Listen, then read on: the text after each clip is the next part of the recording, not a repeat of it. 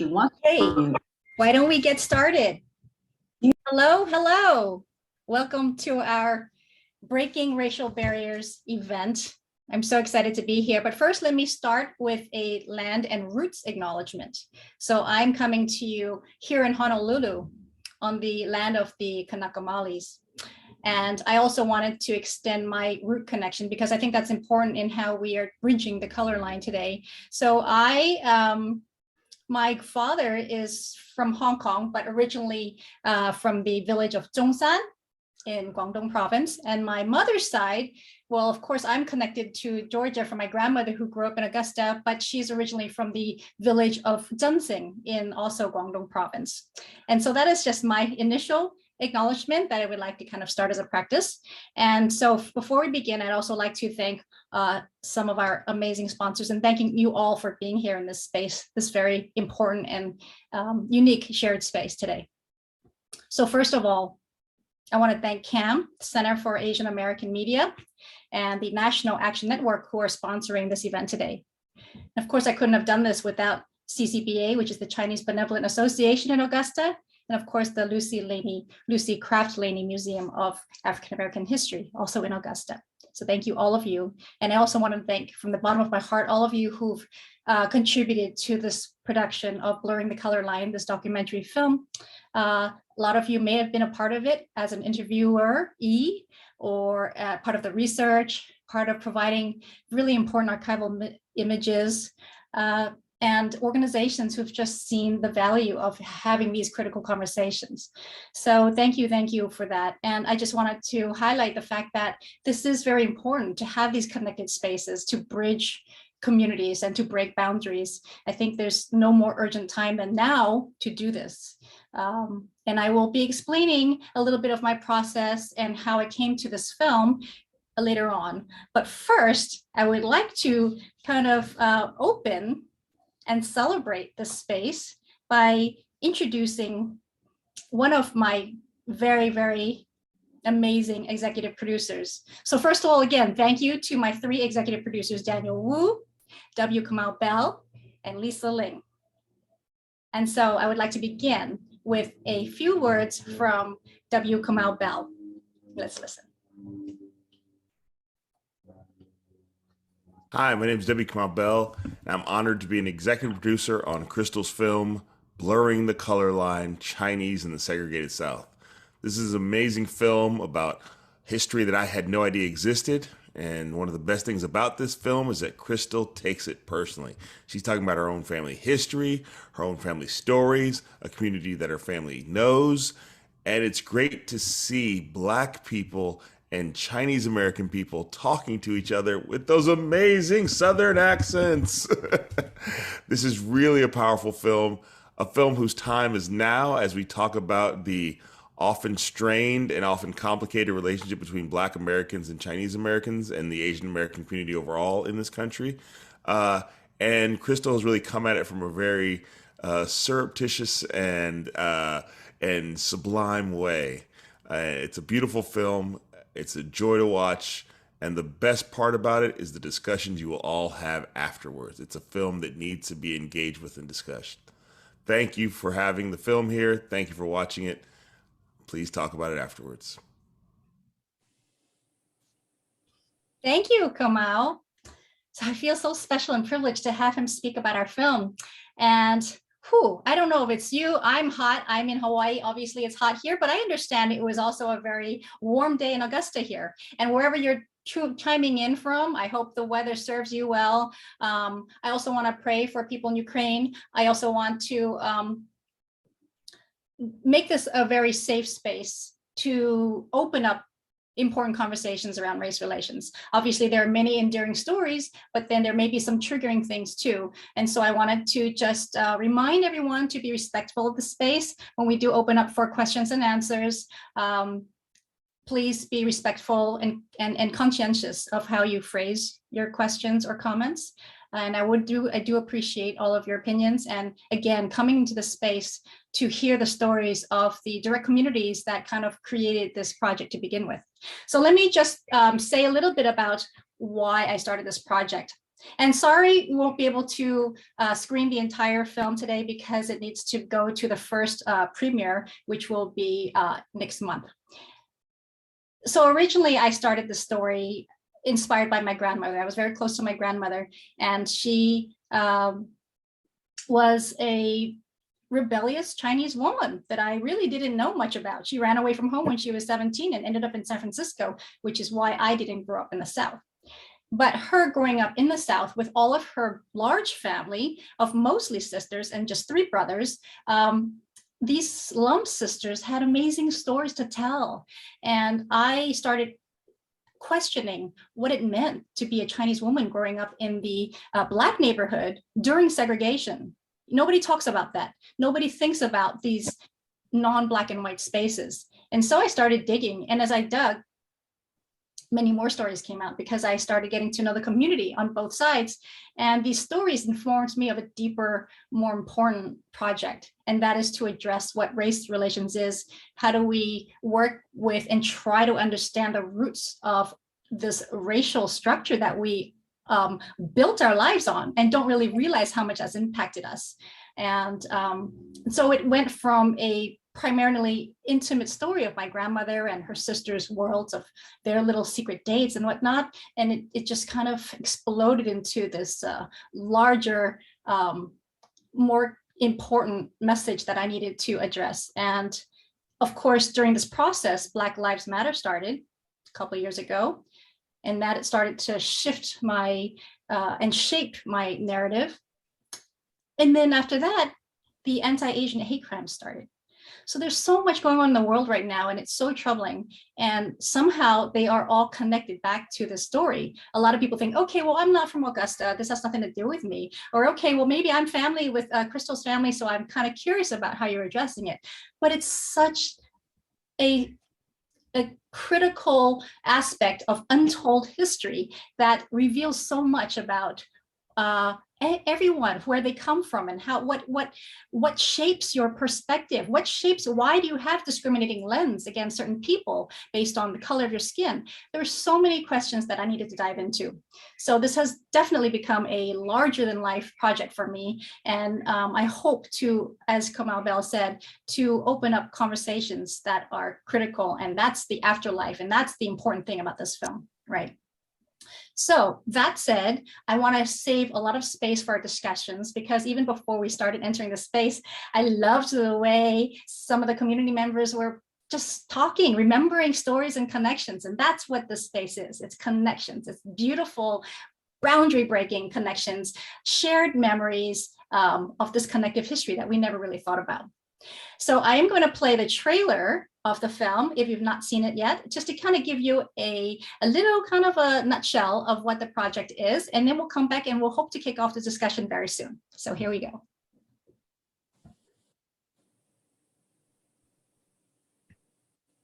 Can I ask you a quick question? Yeah. In the segregated South, buses were separated, Black people in the back, white in the front. Where do you think the Asians sat? My grandma Pearl, she moved with her family to Augusta, Georgia in 1927, where they ran a grocery store in the Black neighborhood. What did it mean to grow up Chinese in a Black and white space? Now, when I was growing up, the expression, we had a Chinese grocery store on every corner. You know, the laws at that time were so limited, but not applying to the Chinese. Segregation was nothing more than a pseudo way of carrying on slavery. How did they end up in the Black neighborhood? They are still people of color. Can only go so high. They were allowed to go to the predominantly white schools, whereas Blacks were not allowed to go to the predominantly white schools. And at school, they were mostly white kids. Did you feel? All white kids. How did that make you feel? No mingling at all. The Chinese, you know, there's some of them that they don't want nothing to do with the Blacks, but they want their money, you know. They played the Blacks against the Chinese like the Chinese were a little better than the Blacks and the whites was a little better than the Chinese. That's the way it went.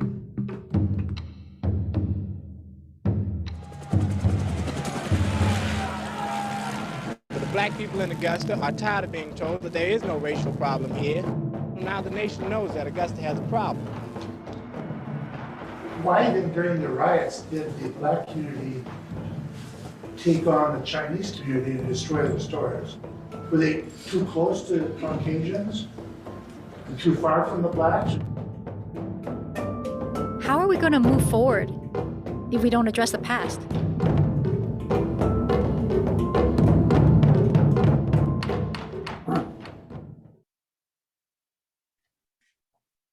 Okay, so again, just a little glimpse of it. I hope you have a chance to watch the full film, which will be premiering next month. At this point, I would like to introduce my co-moderator here so we can kick off these really important discussions. So Corey Rogers is a native from Augusta, Georgia, and he's a graduate of South Carolina State University with a BA in history, and then on to Georgia Southern University with his master's also in history. From 1999 to 2004, he taught in the Richmond County Public School System. And from 1999 to 2019, he taught African American and United States history at Payne College.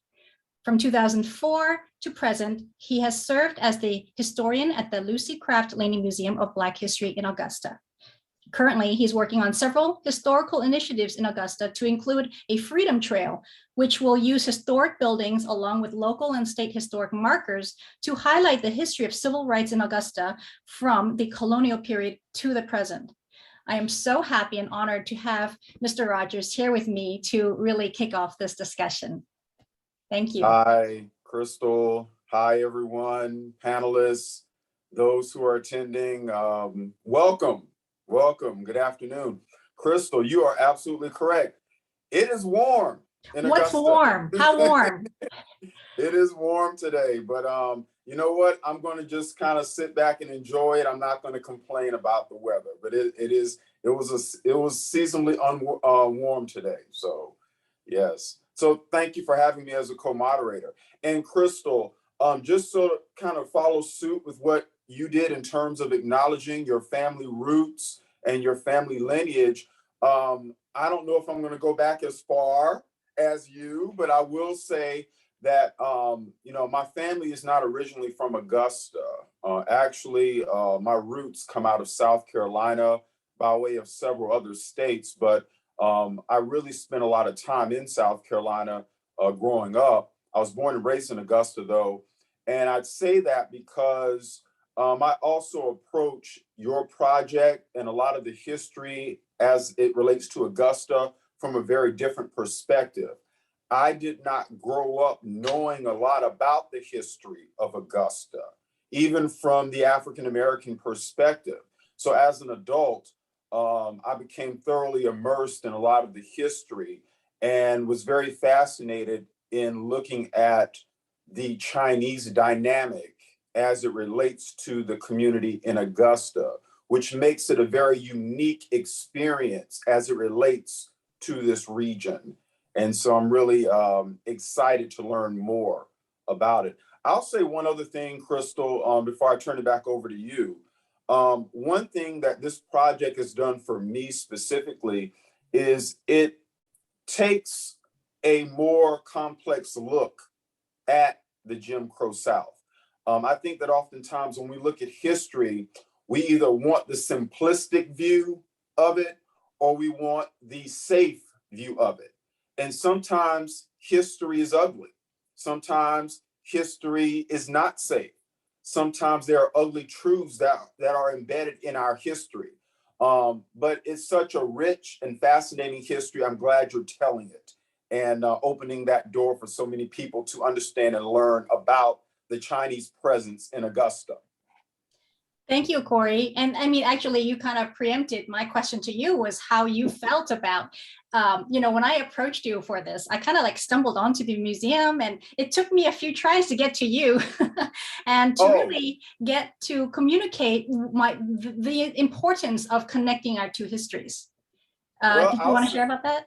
Well, I'll say this, you know, several years ago, when you first started making inroads into Augusta, I would be coming to work in the morning at the museum and I would see this young lady walking, walking in the neighborhood and, you know, kind of taking pictures and looking on. And then, you know, when we finally had a chance to meet, I figured, I was like, oh, that's the young lady I've observed walking the community. So after I began to realize what you were doing, I thought it was a fascinating way to tell a small piece of Augusta's history. And as I said before, these stories need to be told. I think that we have such a black and white view, both literally and figuratively, a black and white view of how race relations played out in the South. Having sort of that Chinese element introduces a new dynamic into the equation. And I think that's very important for us. It really does complicate the narrative. And I was just thinking, you said space and physical space, and thank you for allowing us to do the interviews at the museum. But what struck me during my process was when we did engage, and maybe partly it was because of time constraint, and also I wanted to experiment with having a member of the Chinese community sit with a member of the African-American community to come together to share stories in the shared space. What struck me was that it wasn't really done before. There was like this new sensation, and that's where it kind of like a light bulb hit in the back of my head that, wow, we're paving new ground just by sharing space. The fact that we've lived together, and throughout history, many communities do live side by side, but it's very separate. And so where are those overlapping stories? Because what was beautiful is you hear the stories from both sides, and they're the same stories. Like, oh, they remember the pickles in the jar. Oh, they remember the certain candies and cookies. And that was beautiful. So I wanted to kind of start with those wonderful memories that connect our histories.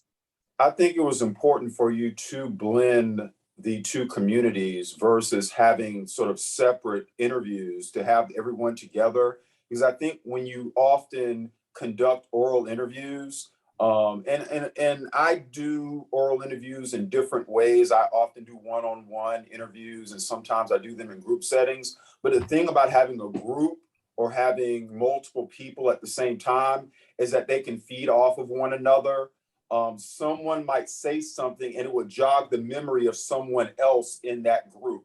Yeah. And so I think that was very important to have sort of these individuals together and for them to kind of play off of one another in terms of their recollection. But I also wanted to kind of add that it added a little bit of complication. So for example, would somebody be more careful the way they said something about the other community based on their personal experience? How much is kind of protected or masked for how we want to be heard, what we want to share in stories? So that's something that I was grappling with. And even with the crew, I have to say, sometimes at one point I had like an Asian American crew, and at one point I had an African American crew. And how were the dynamics? How did that affect the interviewees, depending on which community they were from? Were also interesting observations for me in this process. You know. Very good. Yeah, it's an interesting way to look at things, and I'm really glad, Crystal, you've had the opportunity to experience that through documenting your family history and thus the history of the community. So this is a perfect segue to introduce the panelists, because I think we want to open up to a more rich kind of voicing from the different communities and how we spoke of these shared memories. Corey, do you want to do the honors? Sure, I'm excited. I mean, Crystal brought out she brought out the heavy hitters. She brought out the big guns for this one and everything. It's one of those panels where Crystal and I are just going to sit back in the cut and listen to this wisdom and this knowledge just kind of wave over us this evening. So we're really excited about all of this. Our first panelist this evening is someone who I've known for quite a while and who I'm inspired by, because for the past 18 years, I've worked here at the Lucy Craft Laney Museum. And I know that she has been one of the architects for creating this space that has allowed for us to tell the stories of Black Augusta. So our first panelist is Miss Juanita Burney. How you doing, Miss Burney? I'm good this evening. How is everybody else? Great, thank you. Great. Very good. Miss Burney, did you want to maybe tell us a little bit about yourself? Well, again, my name is Juanita Burney, and I was actually born in Augusta.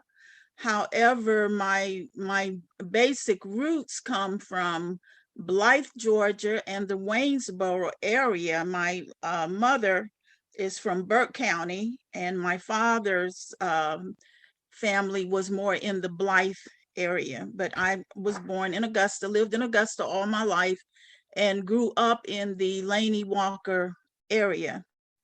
Even though I have lived my entire life as an African American and proud to do so and to be African American, my lineage is that my great grandfather was white, and there is also American Indian in my family.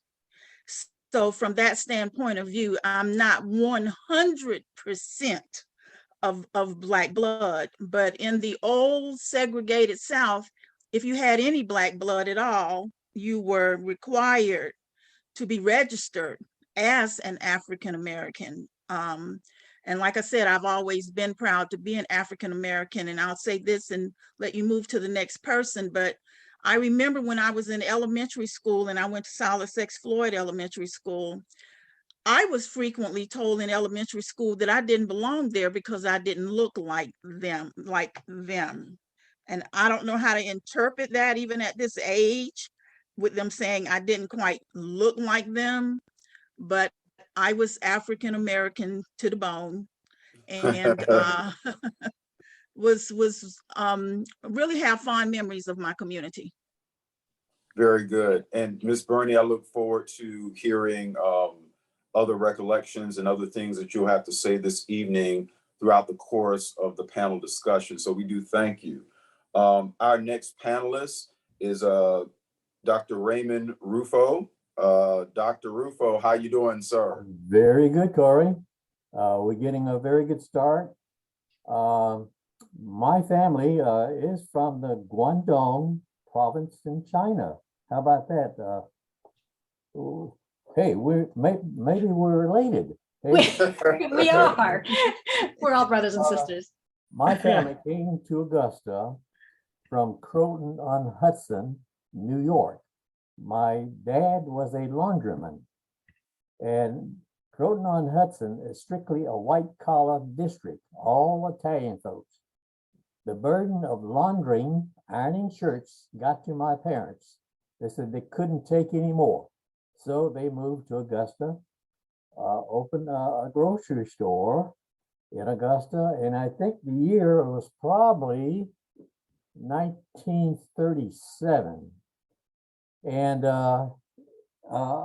Tim's not here, but I bet he would remember there's a grocery store, Raymond's Groceries, named after my dad, on the corner of 9th and Wrightsboro Road. How about that? Huh. And we were in the grocery business, and we were one of many Chinese grocery stores. The Chinese folks were eking out a living in the African American neighborhood. And it's a symbiotic relationship. Now, that word means we benefited each other. Quite often it was said, gosh, those Chinese grocery person, they charged us so much more, and they're here just to take our money. That was not the case. It was a good relationship. In fact, I remember the customers who I delivered grocery to. I remember the homes. The homes were the neatest, cleanest homes. They were very modest homes, and the people were generally very honest. I remember playing on a baseball team with African-American kids. One other Chinese person was on that team also, Herbert Joe, a member of the Joe family. And they were very successful grocery people. But although there are no social interaction between the Chinese and the African Americans, it was a very good relationship. There was no such thing as tension. And Jim Crow happened to catch us us now, I mean, the Chinese, in between. We were in between. And I had to go walk by an African American school to get to John S. Davison School. And it was a very awkward feeling because a lot of these people were my friends. But anyway, the goal of the grocery persons, they did not become millionaires in that business. Like I said, they eked out a living. But their main goal was to educate their kids, because every one of those grocery person had no more than a high school, if that. Right. Dr. Rufo, we're gonna maybe hopefully get into that conversation about schools later. That is part of the critical discussion we will need. So hang on to that thought. The first Chinese dentist in Georgia. I had 27 years in practice, been retired, and that just about wraps it up. Thank you. I don't want to take anybody else's time. Thank you. No, thank you. I'm a good friend of Juanita's too. And we'll circle back around and talk a little bit more about some of the themes and topics you brought up for sure. We have another panelist I would like to introduce, and that is my good buddy, Mr. Gary Tom. And Gary and I have had an opportunity to get to know one another over the past several years in working on a variety of initiatives here in the Augusta area. So Gary, take it away, sir. Know me, I'm an Augusta native. I'm the current president. Can y'all hear me? Yeah, we can hear you. Yes. I'm the current president of the Chinese Consolidated Benevolent Association, which was chartered in 1927. So most of those families, those early grocery stores, they were all members of the association. And just a little bit about my background. I was born and raised in Georgia. I consider myself a good old Southern Chinese boy. I love my Southern roots. My father was born in California, moved here when he was 5. My mother was born in Cincinnati. But my brothers and all grew up here in Augusta. We had a grocery store on Gwinnett Street, which is now Laney Walker Boulevard. We grew up we lived at the store, and we grew up working in the store. And just like almost all the other families who had Chinese grocery stores, we all experienced the same thing. We lived in the grocery stores, and the children and the owners worked in the grocery stores. And I love those memories. And Juanita was one of our neighbors around the corner. I knew Juanita, and I knew her family and her parents and the neighbors around. But I just want to say, talking about the Chinese grocery stores, maybe we'll talk about that later in the program, but to understand this Chinese store, African-American connection, we need to explain a little bit more about what those stores were, how many they were, and what happened to them. But we can talk about that in the discussion later. So it's also in the film, Gary. Okay. Well, and so Gary, thank you once again for sharing a little bit about your family and your upbringing. And we look forward to hearing from you a little bit more throughout the course of tonight's discussion. It was brought to my attention, Crystal and panelists, that Mr. Leon Mabin has now joined us. And so, Mr. Mabin, are you with us? Yes, sir. Okay. Okay. So hello. My partner in crime. Keep that a secret. So Mr. Leon Mabin is now with us. He's going to be our 4th panelist. Mr. Mabin, if you want to take a few moments, could you tell us a little bit of maybe like your family background and just a little bit about yourself, where you went to school, and then we're going to turn it back over to Crystal so we can jump right into this. Mr. Mabin. Okay. Once again, my name is Leon Mabin. born and raised in Augusta, and pretty much grew up and was raised in the what we call the Golden Blocks corridor, because 11th Street and all those main street, which that makes up the Golden Blocks. My father, Noah Maben, was a business owner in the Golden Blocks. And on a hot day like today, I probably would be down at Gary's store getting one of those good strawberry snowballs. But anyway, attended school here, South Lake, Florida Elementary, went to A.R. Johnson Junior High. And then some kind of way, my mom said that I got into much trouble over A.R. Johnson. She made sure I went to Josie instead of Laney. And then I left there, I went and graduated from Fort Valley State University with a BBA degree. Very good, very good. And we look forward, Mr. Maben, to hearing from you later on as a panelist. I want to thank all of the panelists for sharing a little bit about yourself. And we look forward to hearing from you in the next few minutes or so. Crystal, I'm going to turn it back over to you and let you take it away. Thank you, Corey. I just wanted to mention that we're all getting some great chats. I wanted to invite you to comment on anything, offer questions when we do enter the question and answer portion. But even one person now, Nick there, who says that this is such an important unspoken history. And I appreciate that, because that's exactly what it is. And to speak to the title of Blurring the Color Line, is that these unspoken stories are what blur that the division.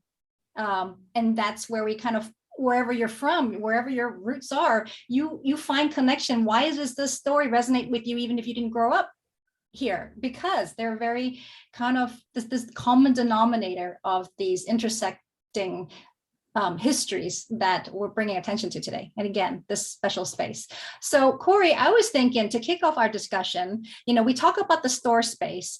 And a lot of people are remembering their memories of going to the stores, whether they were, grew up, as a kid being sent to the store to buy some groceries for their family or whatever. I just wanted to share a little quick clip that's from the film that shows the store now. So there is one last standing store that is run by a Korean couple, Mr. and Mrs. Park, and I hope you have a chance to see this. And this was the store space of my grand aunt Ruby. It's on Wrightsboro Road.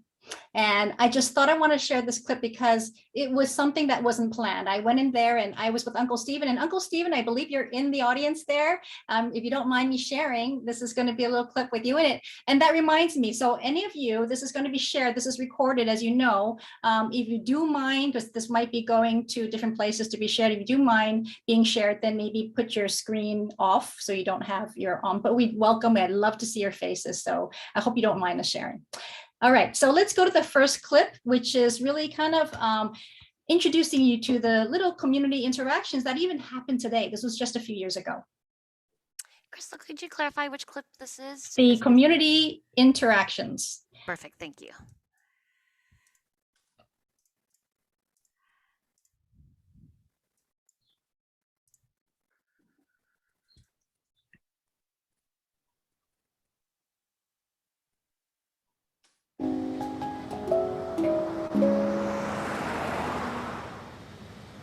The family store no longer exists. This one on Wrightsboro Road was run by my grandma's older sister, Aunt Ruby. It's now run by a Korean couple, Mr. and Mrs. Park. This is the last standing grocery store from that era.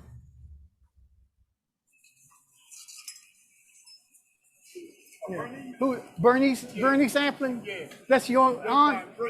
Yeah, Bernice stayed in the second house over there. Yeah. Yeah, I remember his aunt, Bernice Sampling. Bernice worked for Mother and Daddy. Because she used to help Mother in the kitchen and stuff, and do the clothes. Yeah. Yeah, I hadn't been down here since they got robbed. Everybody was upset like that. Everybody. Yeah. The neighborhood changed a lot. Brother, you come in and we need something. Yeah. Well, Mother and Daddy, brother always helped everybody out. It's gonna be here for a minute. My auntie died right there across the street. Who's your aunt? Viola Jones. Oh yeah, I remember Viola Jones. Yeah. Yeah, that's my auntie. She died right there across the street. Yeah. So Oh. I've been coming to this store for a Long time, huh? I'm 31 now. Yeah. I got a 13-year-old and a 7-year-old Wow. now. Time flies. Yeah. But Yeah. Good seeing you, man. All right. Take care. Good luck. Okay, so that was just a little clip, and I invite the panelists to come and join us now. Corey, I was just thinking, this idea of the store as a connective space. For me, it's like the Jim Crow stage, if you will, from a performative lens. It's like the space that brought different encounters from different communities together. We don't realize it, but there really is the foundation of whatever the white supremacist structure that built us to become in this shared neighborhood. I thought it was kind of an interesting thought on that. I don't know how you feel about that. Well, that's interesting how, these stores sort of, integrated within, kind of brought these two communities together. And I'm really interested to hear what the panelists have to say as it relates to their recollections of the store space, what it meant to them, some of the fond memories they had of going to the stores. And I think even Mr. Mabin worked for one of the families, I think Gary's family. Yeah, Mr. Gary's, Yes. my great uncle. Paul. I work for Mr. Paul. Okay, see, I would love to hear what the panelists, sort of their recollections of that space. Well, I don't mind jumping in there. As Gary said, we lived very, very close to the store. And we actually played together some. Gary has an older brother. His nickname is Buster, and I've called him Buster so long that I don't really remember what his first real name is. Eugene. That's why we called him Buster. Okay. And the younger brother, and your younger brother is now a dentist, I believe. Yes, is that correct? Because my mom lived in Rennes for a while, and she actually went to your brother because he was a Tom, when she made the recollection that he was one of the sons of Mr. and Mrs. Tom. I remember there being trust between your parents and our parents in terms of the utilization of the store. This is going to sound funny in a way, I'm kind of ashamed to admit it, but I used a bottle for a very long time. I think I was 4 years old and still walking around with one. And back in the day, we didn't have plastic bottles like they do now. They were mostly all glass. And I broke my bottle and I was having a fit about it. And I remember my father told my mom, just put her across the street, let her go to the corner and get another one. So he put me across the street. I went to your family store, had no money. He didn't give me any money. He just put me across the street. Said, go up to the store and get another one. So I went up to the store, said I needed a bottle. Your mother gave me a bottle. You're a 4. 4. Your mother gave me a bottle. I came back and my mother put me back across the street. Naturally, when my father went into the store, he took care of it, of the cost of it. But that was the kind of trust that was there. We could go to the store and we could get things and we didn't have to worry about paying for it on the spot. My father was going to go there and he was going to take care of it later. I remember certain items like Leon said, snowballs, but I remember a certain large cookie. I think they called it a Johnny cake that I really liked. And when I would go in to pick up some items, frequently your mom would say, here, I know you like this. So she would give me one. So I do have very fond memories, and this is very poignant to me. Just before the pandemic, because the pandemic now we are going into almost year 3, I was going into Macy's at the mall and I heard someone call my name. They said, Juanita, is that you? So I turned around to see who it was. And Gary, it was your mother. She was sitting on the bench outside the door at Macy's. And so I walked over and I sat down next to her. And I said, Miss Tom, it's you. And she said, yes. And it meant a lot to me because over the years, it had been quite a while since we had seen each other. And for her to recognize me and to call out my name, and I got a chance to go and sit down and talk with her. And I bet we reminisced on that bench for about a full 30 minutes. And it was just a pleasure to be reacquainted with her. And down the street from us were the Lambs. You remember them, Gary, the Lambs? Oh, yes, ma'am. Yes, ma'am. I sure do. And I didn't have as much interaction with the Lambs as I had with you all, the Toms. My father did. He had a certain thing he liked from there, and he would send me. This is Lamb's Meat Market, right? The famous Lamb's Meat Market. Right. And my father had a certain famous cut of meat that he liked. And when we went in the store, if Miss Lamb knew it was for my dad, she would always say, no, that's not for him. I know what he like. I know what he like. And she would cut it and she would send it to my dad. But my brother Reuben actually went to school. Segregation, well, I should say integration was beginning to start to take place. And so he and one of the Lamb daughters went together at Richmond Academy. They were together. And so he's better acquainted with the Lambs than I am. But I do have those very, very fond memories. I ran into Jean a couple of years ago as well. We just ran into each other, and it really is a good feeling when you remember each other like family. And to me, to a certain extent, we are family. I know in recent times when I have heard of the attacks on Asians that it has broken my heart because many of my friends are Asian. And if we could only learn that we learn from other races and ethnicities, we really learn a lot if we open ourselves up to being approachable and to wanting the knowledge. I also have a large cadre of Latino friends, and I'm here to say one of the best cruises I ever went on was with my Latino friends because they know how to party. So, all right. So, we are living in challenging times and stressful times, but I think it's important that we stand up to be counted, that this is not the way that it should be, that God made all of us, he put all of us here.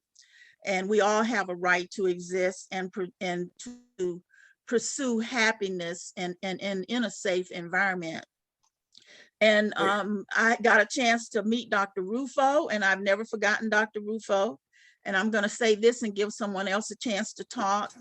I'm pretty politically connected, and sometimes politicians or someone running for an office will call me and ask my advice on some things or whatever. And one of the things that I try to tell them is make sure that one of the things that you try to do in your campaign is reach out to our Chinese community, and not only our Chinese community, but our Latino community, because as it was said at the beginning of this, sometimes too many things are just in black and white, and we're not a city of just black and whites. We're a city of other races of people who have a right to be represented and who have a right to be heard. And so I'm always going to be an advocate that we draw these others into our sphere. Amen to that. Thank you. Thank you. Juanita, Ruben, your brother. Yes. How old is he? Ruben is now 67. Okay. He just texted. I saw a text message. He's on. He said he used to come upstairs above our store and play at our place. And I couldn't remember. He's in the chat saying no. Yeah, he's in the chat. Right. He's in the chat. That's what I say. He's in the chat. I played around the whole neighborhood. Yeah, you sure did. Parents encouraged it. I fondly remember You know, I finally remember our neighbors, our customers, and whenever I see them, my brothers, my family, whenever we see, you know, people we know, we relive the good times. You know, Yeah. it's Yes, almost we like a do. family relationship. Leon, you probably remember a lot about 9th Street.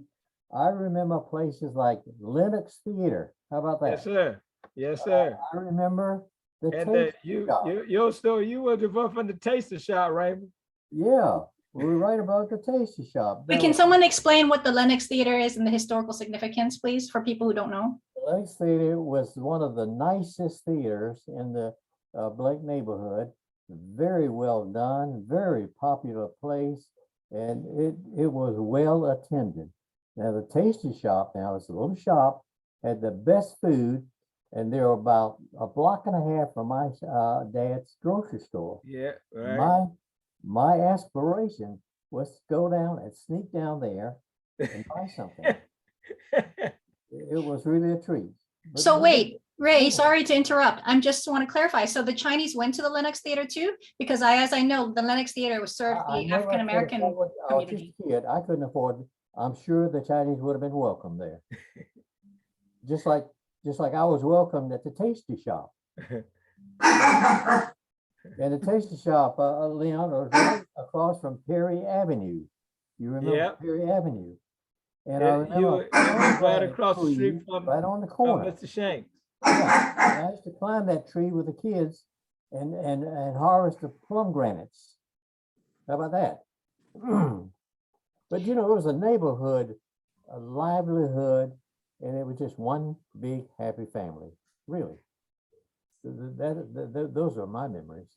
Okay, but I just want to intersect here and just kind of politely interrupt this conversation because yes, it was one big happy family, and I truly believe, and I've seen that from the interviews and sources, but there were some tensions in that the positioning, the hierarchical structure of this kind of white supremacist system that we're built on really did separate us, right? So where did the Chinese go to school? I think this is something that I wanted to open up because in this segregated space, in the black and white space, Chinese mostly went to white schools. Correct me if I'm wrong. Which fountain did the Chinese drink from, the black fountain or the white fountain? Which theaters did they go to, the black or the white? See, a lot of people in the younger generation don't even have a clue what it meant to live in segregation. And this is why this is so important to hear your stories. Corey, do you think this is a good time for me to play that clip on the segregation sound bites? Or do you want to talk a bit more? Are you going to the clip about segregated schools? Yeah, about how the Chinese are kind of situated in segregated space, yes. Yeah. Let's go to that and then We do that? open it up again to the panel. Yes. Okay, so here's a little clip again from the film about the Chinese in segregation and what that meant, you know, from the school point of view. Most of the time, the Chinese kids, they stayed within the store. They never came out and played within the black kids in the neighborhood because they was taken to school by the daddy, whatever white grammar school, whatever white high school, they was taken, but they lived in the black community. They were allowed to go to the predominantly white schools, whereas blacks were not allowed to go to the predominantly white schools. But I don't think they felt genuinely accepted. Yeah, right. Of course. Yeah. And at school, they were mostly white kids. Did you feel? All white kids. How did that make you feel? No mingling at all. No mingling? At that time.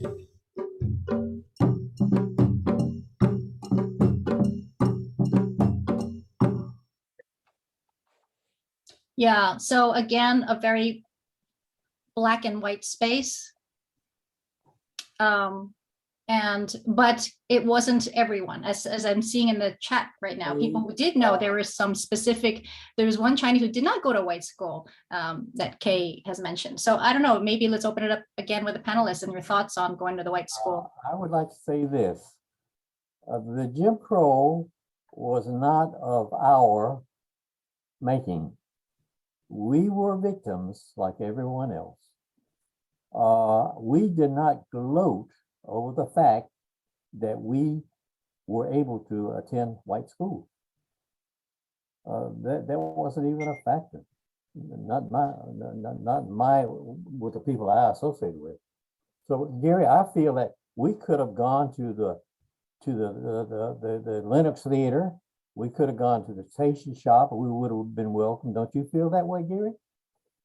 Yeah, we would have been welcome there. We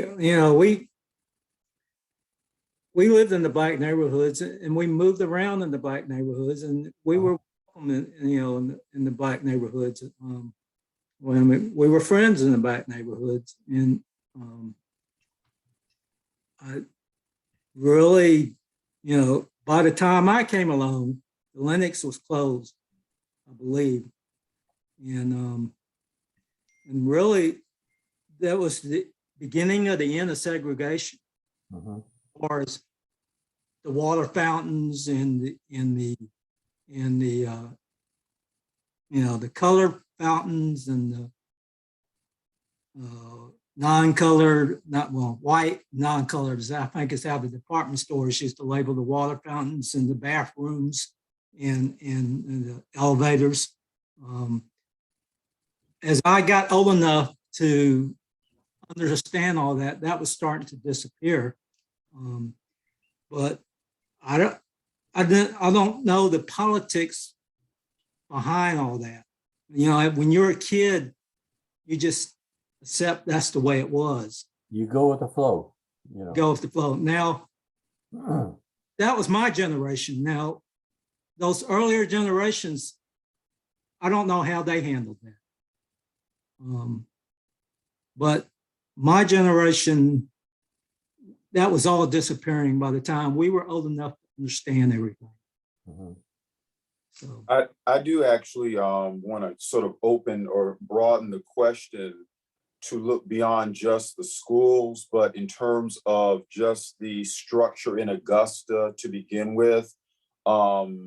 For Gary and for Dr. Rufo, what type of flexibility did the Chinese have in terms of going into other areas? For example, with African Americans, there were certain limitations if you were going to Broad Street, for example. The Imperial Theater was segregated. The Miller Theater was off limits. Thus, the importance of the Lenox Theater. And remember, those of you who are listening, it's pronounced Lenox. Lenox. Thank you. Sorry. Just to make sure we got that connected. But the Lenox played such an important role within the dynamic of the Black community because there were certain spaces that were off limits as a result of legal segregation. So how did you guys exist in those spaces, even outside of schools per se? Okay. Corey, I'd like to address that. In my early years of practice, Kathy and I were looking for a home. And we happened to look for a home in Almond Place. Gary, that's sort of upscale neighborhood. The real estate agent was so cold to us. He was almost a negative salesperson. I was so angry, I wanted to report him. But I said, that is the way things were at that time. I remember we were not given, we had to work ourselves in to be accepted also, almost like the African Americans. You have to admit, the American people are very race conscious. I don't have to tell you that. And we felt it too. We didn't have it easy. So we sort of sympathized because we're mostly in the same boat, really. Corey, to answer your question, there were no written barriers to going downtown and going to any place. There were subtle barriers that you knew were there. It's like Ray was just mentioned. And then, that kind of continued into the 70s. And then that slowly disappeared. But I mean, it was really not so much an institutional thing, it's more of a personal, individual thing. May I say one more thing? My dad told me, and it pounded in my head, that we minorities, you African American and us Chinese, we benefit from being minorities and being discriminated upon. You know why? It makes us better, because to be on an equal playing field, we've got to be better. That's instilled in your mind. You can't be average. If you're going to be average, you're going to be below. You're not going to get anything. You're going to have to excel. Anything you do now that's positive and good will be remembered. But keep in mind now, anything that you do that is rotten, you also going to be remembered because of our situation. I have to piggyback on that. Dr. Ray, I have to piggyback on that. We do have to be better, because in the 11th grade, and once integration started to come about, that definitely was not the end of our challenges and our problems. My father insisted that I go to Richmond Academy, the all-white predominantly school, in the 11th grade from my Black high school. And I asked him, why did I have to go? And he said, well, somebody's got to go. Somebody has to help make change. And when I went, there were 9 Black students, 2,500 white students.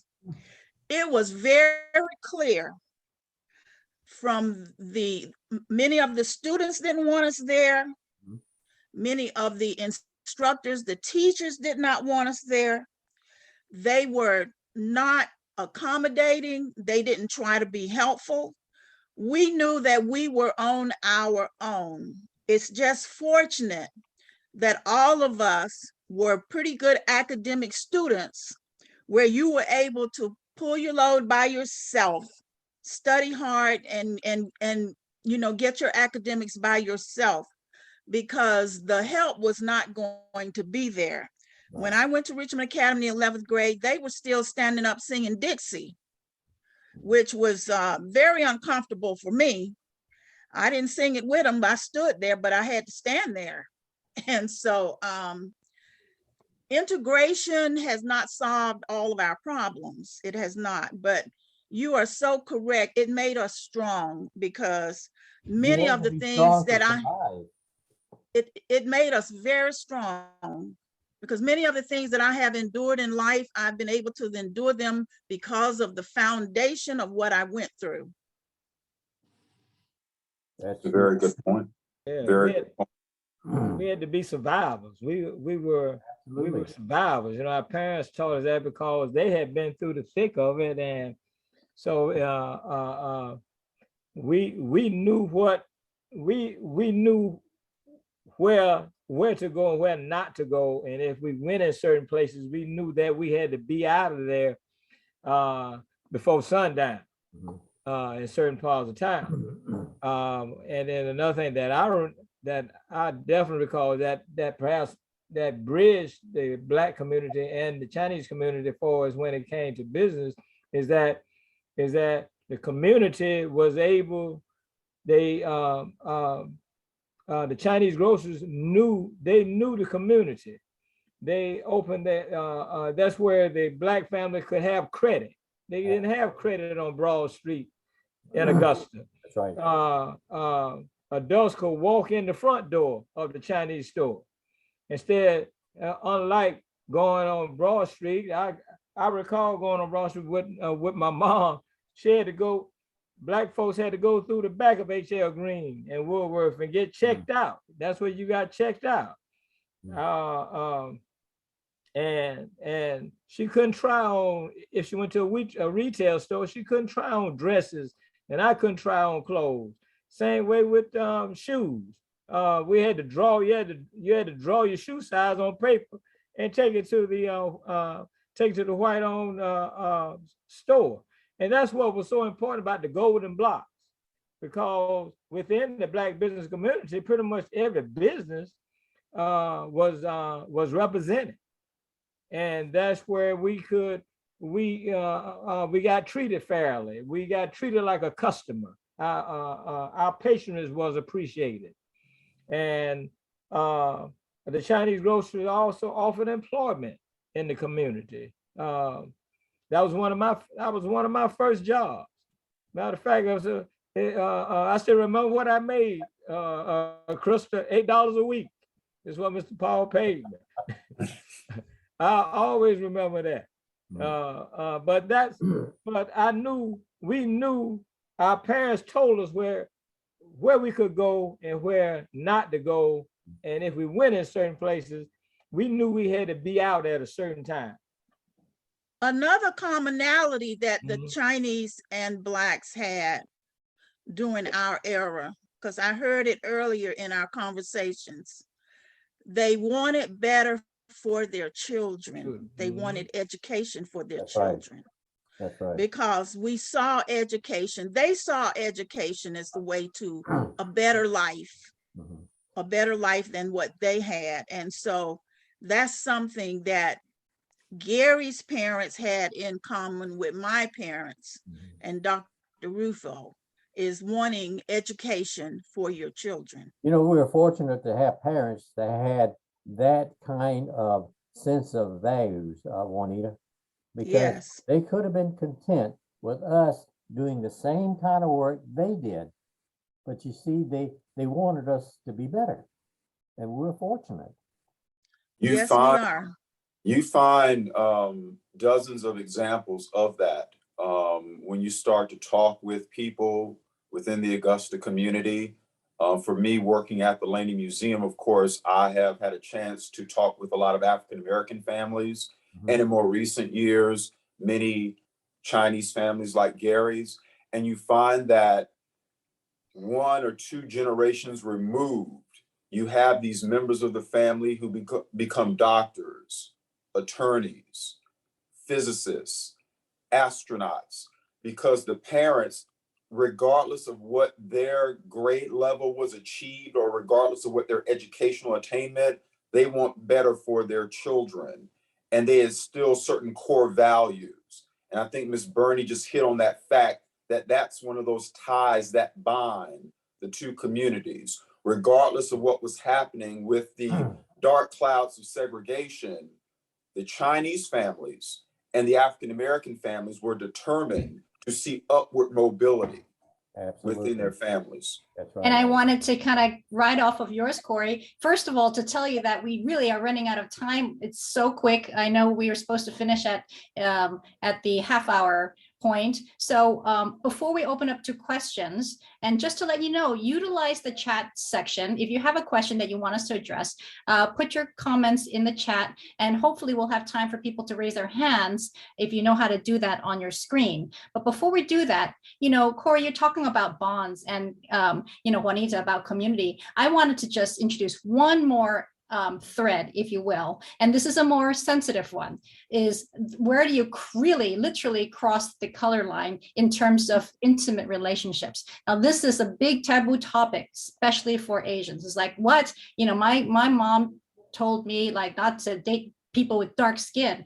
There are so many things that we have embedded in our histories and what kind of comes across as being very discriminating. So if you don't mind, I'm going to share a short clip of a story told by one of the interviewees from the stores, Tyrone, I believe it was, and we're going to just hear a little bit about his thoughts. And actually, it's not his thoughts, it's a story that he reveals and remembers about a specific grocery store owner and his relationship with one of the customers. So here's the final clip.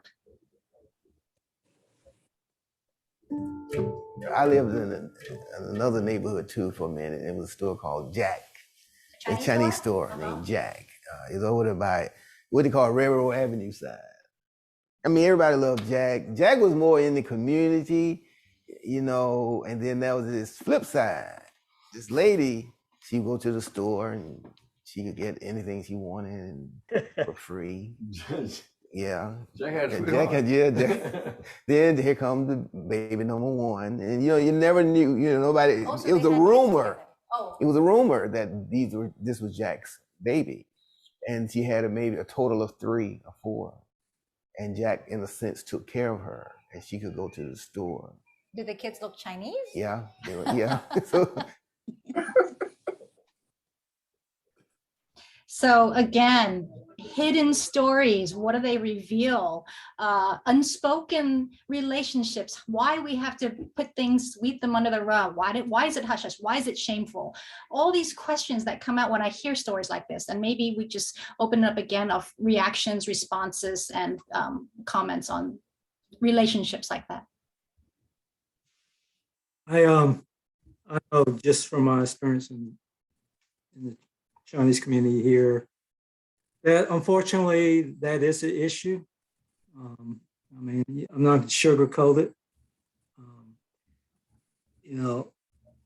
For that first generation or two of Chinese that were here in Augusta, it wasn't just one particular race. It was any race outside the Chinese community. I mean,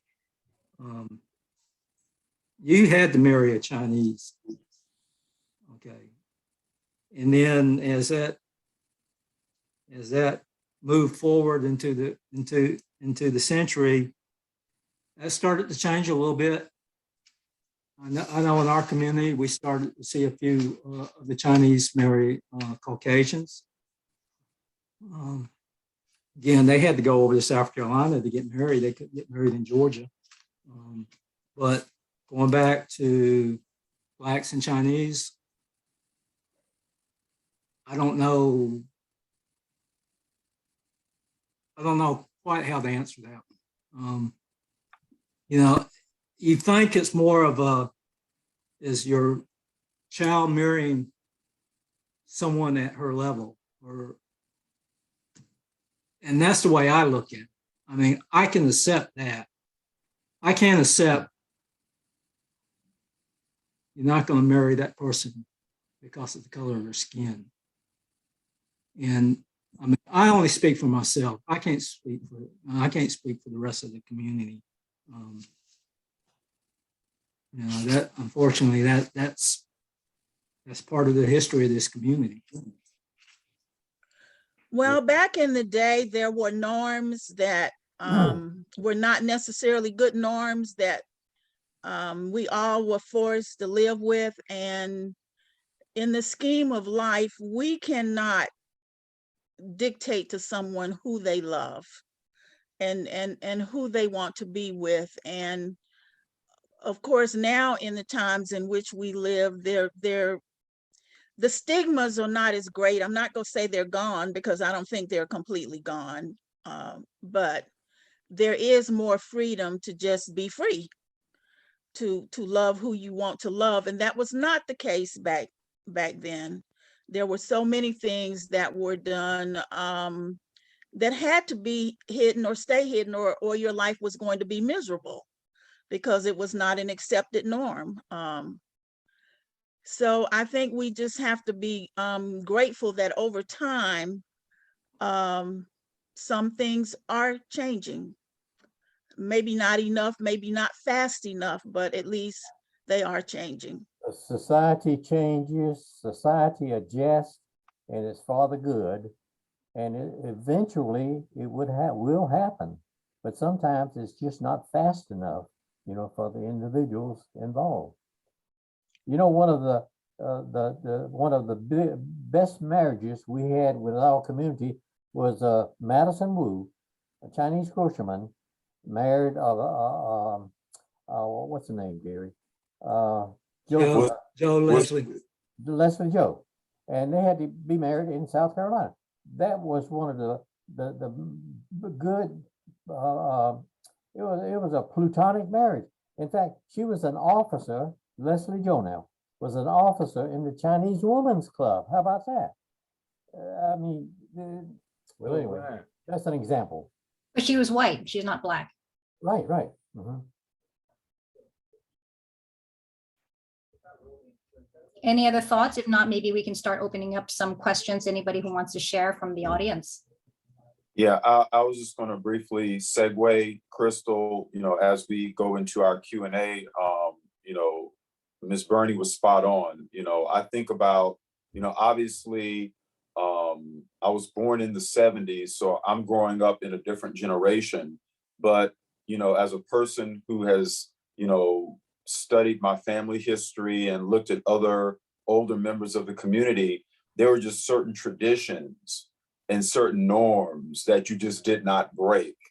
And so listening to a lot of older African Americans talk about that, a lot of it was sort of insular. You stayed within the confines of your community or of your group for a variety of reasons. But I think that also makes this conversation we're having today so much more important, because we can see where there was little cracks here and there where people did cross over and break through those norms from time to time. So I think that's a pretty fascinating sort of subtopic of what we're talking about this evening.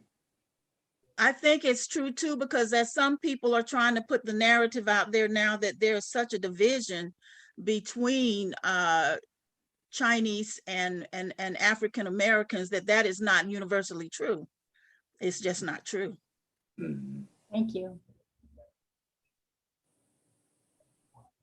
And I was going to say, the way to shift it is to celebrate these stories, is to not reinforce those narratives by creating our own narratives from our stories. So Crystal, before you pull up the first question, I just wanted to take a brief moment to thank our panelists for sharing their recollections, and to thank the audience. I can kind of see some of the comments popping up from time to time. And I almost think, Crystal, we've already, with the audience, we've already got a healthy stable of people we can pull from for your next panel discussion. Absolutely. Absolutely. And there are going to be many discussions to come, because that's what we do. That's how we start, and that's how we make a difference. Just to be mindful of time, or people who do want to voice some questions or comments, please be mindful of time and keep it succinct, and hopefully have more opportunities to discuss in the future. So I'm going to start. If you want to raise your hands, if you don't know how, the bottom of your screen, there should be a reactions button, and you click that, and then you have a hands up sign, and a Kay Merriweather has her hand up. So why don't we start with Kay? Yes, I've been waiting. Thanks to the panelists, Juanita, Ruben, Ray, Dr. Raymond, Gary. Look, you've got your next movie. I've got plenty for your next movie. Okay. 1898. Let's go to 1898. My great-great-grandmother married a Chinese, and in fact married 3 Chinese men. This was because of the Exclusion Act. Chinese again had to have either a occupation, job, business, and many did marry white women, and some married German, or just to stay here in the country. So from that, and this is research that I did, because we always wanted to know, but our family never would tell us. They just wouldn't tell us. They kept it hidden. And eventually we ended up, two of the children married Black men. So then we became Black, but actually we're, all mixed up. It's a wonderful story. Some of my aunts worked in the Chinese store because they were part Chinese, but nobody really knew. It wasn't said or spoken. My interaction with Chinese, when I helped integrate Richmond and Tubman, Dale Lamb, and Toyce Ken, they were very, very sweet to me. And they helped me. As you just said, it was very difficult going to an all-white school. You did not have any help, but they were very studious, and I just tried to follow in their footsteps because I didn't really have many mentors. it's a very complicated history. America is. Cedar Grove actually had a portion of it for Chinese at one time for burial.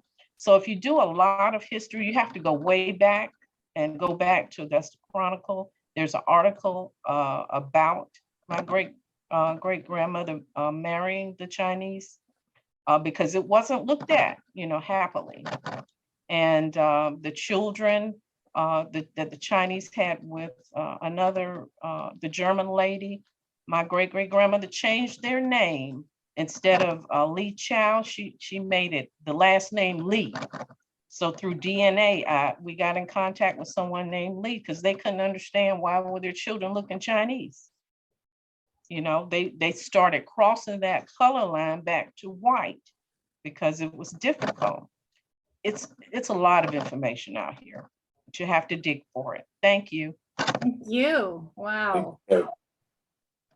Thank you. That's, this is the thing. You open up something and you realize how connected. I always feel like it's the metaphor of these trees. They're separate, but underneath in the roots, we're all entangled. It's a beautiful thing to feel connected when you don't realize we are connected on the surface.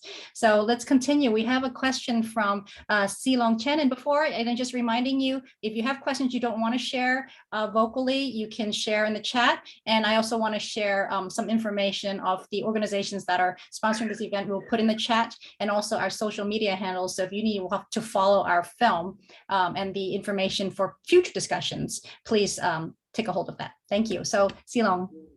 Crystal, I'm sorry, we can't let Silong talk tonight. She's forbidden. Okay. Hey, Silong. Hey, how you doing? Good, doing good. I like you mentioned that because I was gonna ask you the question. So, is the Lucy Laney Museum open yet? You mentioned that it was going through some renovations. It should be open in March. So I was gonna ask you if you want to plug in the museum for a little bit. I would love to go visit and check it out. I know it's been closed for a while. Well, Silong, thank you. I do appreciate it.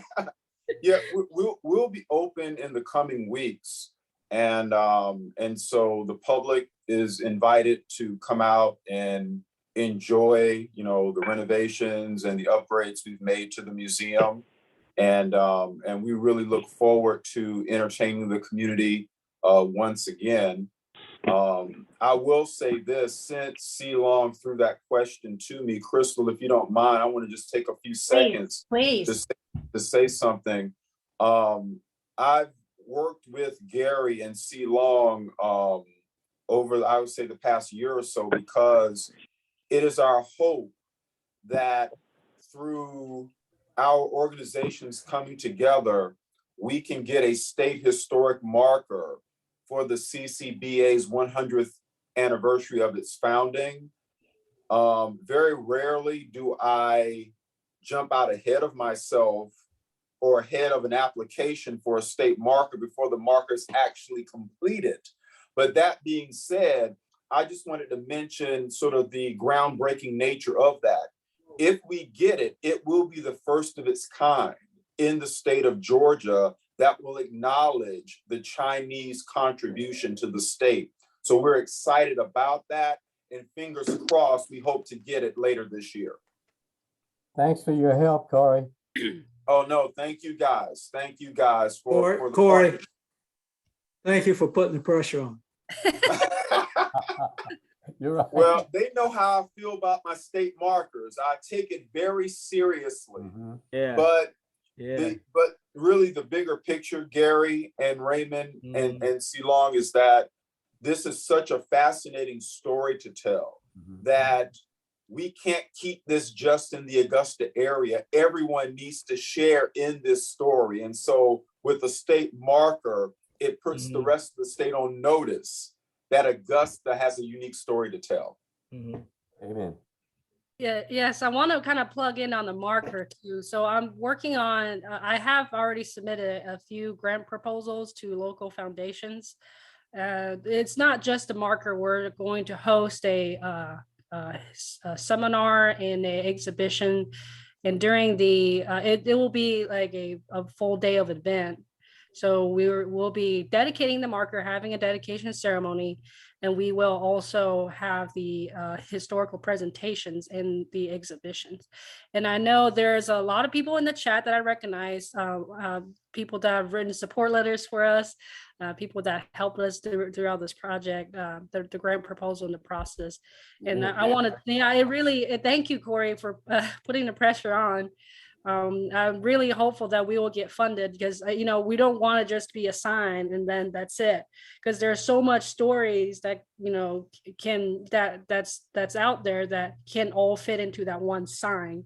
So that's why I decided to organize the historical presentations and the exhibition. And there are many members I see tonight at the CCBA. Travis, Ellen, Steve, everybody here, thank you all. And they were also part of the team too, to drafting this grant proposal to fund the marker and the ceremonies.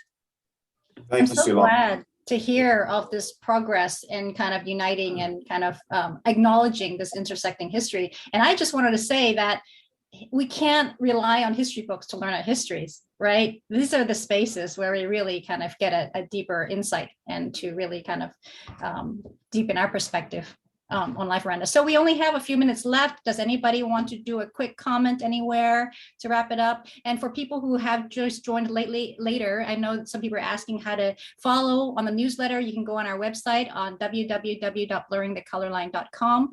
And then I will be engaging in more panel discussions going forward, because again, this is just the kickoff. This is really just the beginning. And I just wanted to honor this space with the Augusta community to speak first on these race relation issues that are so relevant today. So anybody else want to say anything before we close?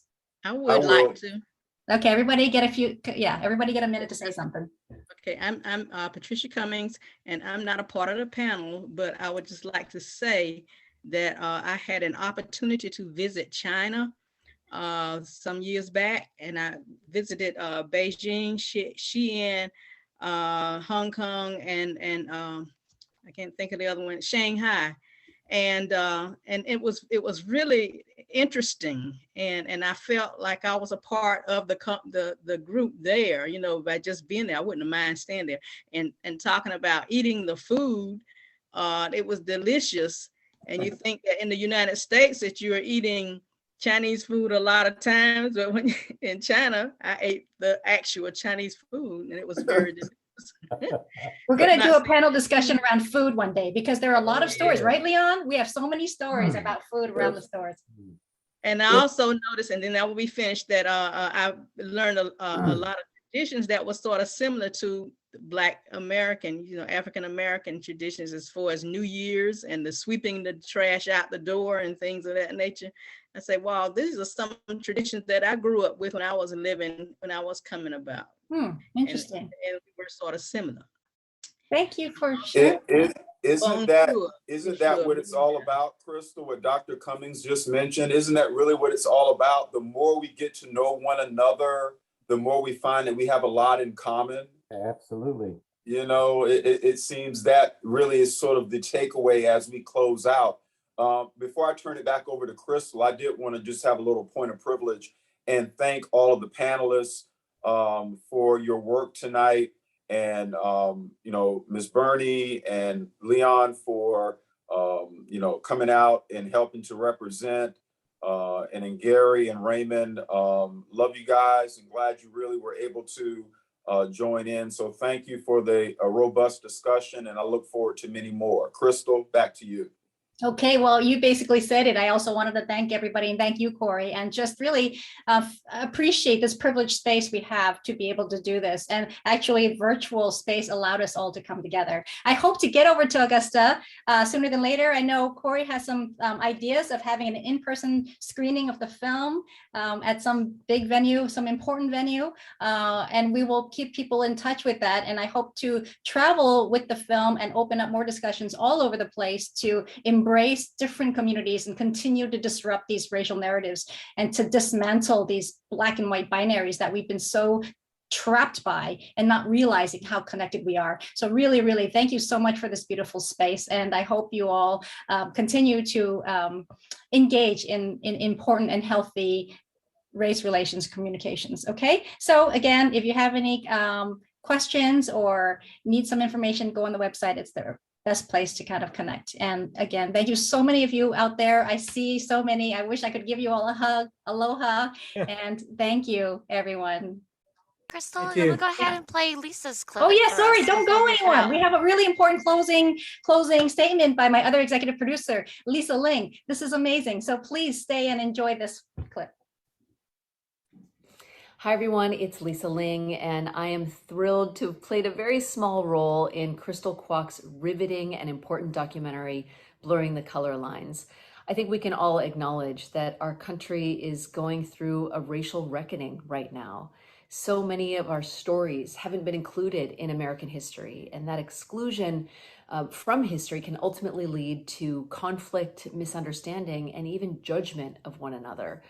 This film is a deeply personal journey of one woman's desire to reconcile her own family history against the backdrop of Black-Asian tensions in America. And Crystal has had these really hard conversations that we should all be having in an effort to better understand and get us to a more tolerant place. I mean, if we all did this, if we commit to digging deep and understanding our own racial biases and how they're developed over time, and we address them head on, I do believe that we'll be able to overcome so much of what is plaguing us today. So thank you for supporting this film. It is such an important one. I hope you love it as much as I do.